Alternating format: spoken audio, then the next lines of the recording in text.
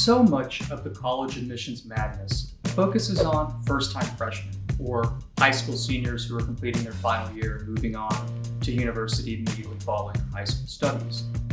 But transfer students and applicants are often initially overlooked, or they're ill-equipped to navigate the first-time freshman admissions system.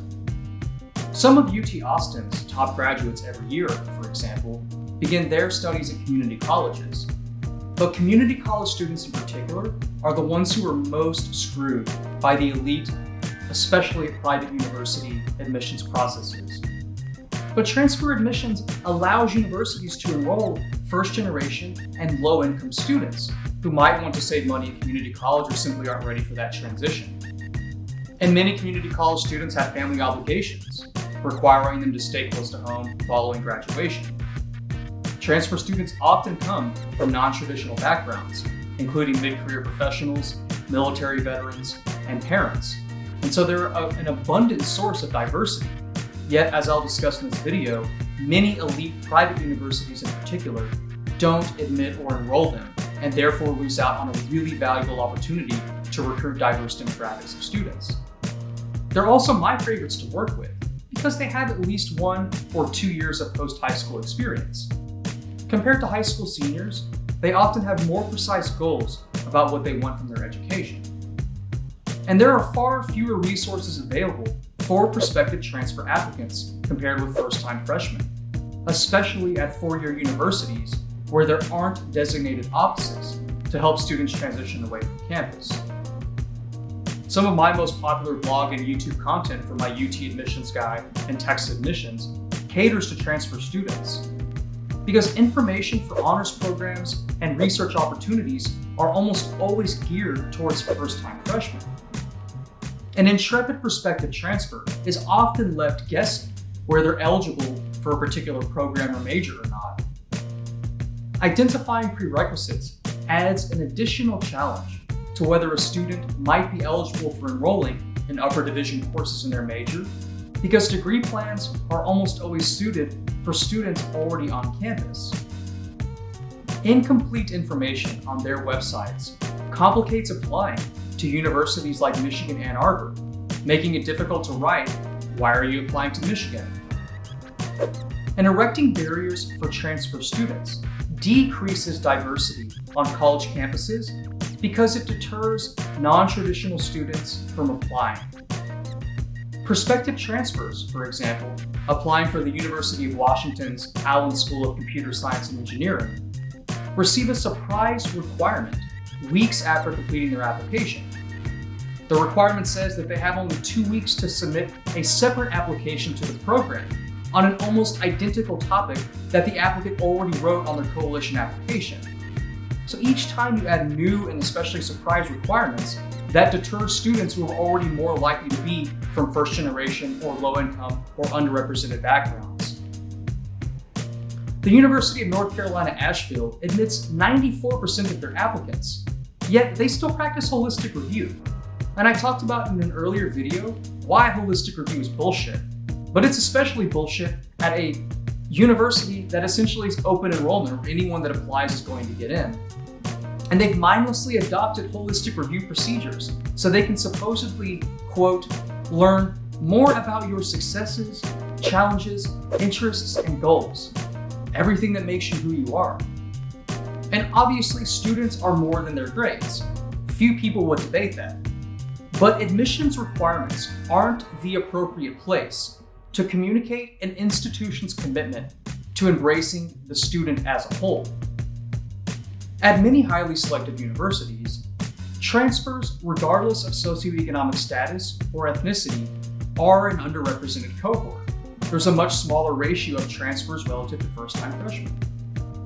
The Jack Kent Cook Foundation published a comprehensive report on transfer student success called Persistence. They determined that transfers represent only 11% of the undergraduate population at top public universities and only 3% at private schools. They write, 35 public selective institutions enroll 4 times as many transfer students as their 140 private selective institution counterparts. For example, Princeton, Harvard, Dartmouth, Stanford admit around 1% of their transfer applicants, compared with more than 5 times the admissions rate for first-time freshmen. And this is an institutional preference, not an accident. MIT, Yale, Amherst, and Claremont McKenna accept fewer than 24 transfers each year. And Williams, which is America's top liberal arts college, admitted 11 transfers, whereas Caltech accepted only 3 transfer applicants in 2019. These disparities between freshman and transfer admissions rates represents a deliberate institutional preference for privileged students over historically marginalized populations. And given the lack of and scarcity of spaces and lack of information at elite universities, it's honestly surprising that any prospective transfers apply to schools like Princeton or Harvard at all. A lack of viable transfer pathways puts added stress on getting things right the first time when you apply or if you apply as a high school applicant.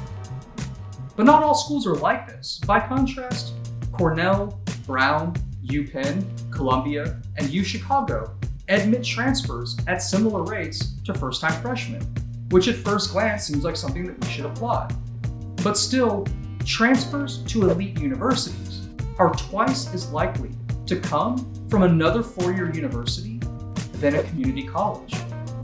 And their preference reflects society's bias toward four-year degrees while shunning local colleges. The persistence report found that community college transfers are slightly more likely to complete their degrees relative to first-time freshmen or even transfers from four-year universities, which is a counterintuitive finding, but it simply is the case. And given the higher success rates of community college students, it's peculiar that transfer admissions at elite universities prefer students originating at their four-year counterparts. Closing the door to transfer students, especially from community colleges, sacrifices opportunities for enrolling a more diverse and capable student body. Transferring into Michigan's engineering program, for example, requires a very specific math course sequence that includes linear algebra and differential equations. And these two courses go above and beyond those of any other public engineering university program that often just require engineering physics and maybe the first 1 or 2 semesters of engineering-based calculus. And one of my clients actually took these beyond calculus courses at their community college under the impression that they met the prerequisites. However, the credits didn't transfer because they're classes that are ordinarily only offered at four-year universities. Michigan's transfer equivalency system simply didn't recognize them, and so they were denied outright, despite the fact that they were a first-generation Black student with a community college GPA of a 4.0, which are exactly the kinds of students that Michigan purports to value highly and defends in Supreme Court cases. And they were denied, even though they'd written and wasted all this time writing 5 required essays and sending in the application fee. And he asked me, he's like, should I email them and ask what's up? And then he just decided, you know what, I'm better off going to a university that's going to treat me better.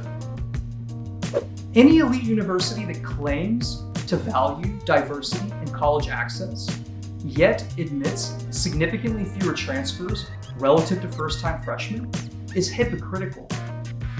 A sincere commitment to diversity in college access would decrease barriers for beginning at a community college and accept first-time freshmen and transfers at similar rates.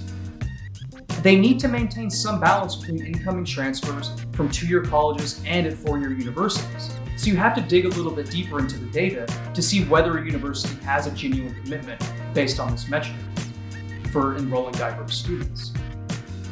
And in conclusion, that persistent study about community college transfers says that the most effective way to increase college access and bring diversity to campus is obviously to enroll more community college students. The persistence report writes, because lower income students are 3 times more likely to begin their post-secondary studies at a community college compared with higher income students, strengthening transfer pathways to selective institutions has the potential to increase bachelor's completion rates for our nation's brightest students.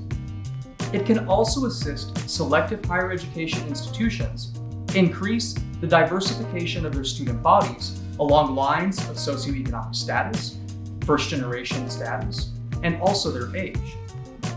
And so in conclusion, enrolling more transfer students and providing more viable pathways to provide for their prerequisites in a clear manner will help decrease wealth inequality in the United States by increasing post-secondary high school educational opportunities at elite American universities.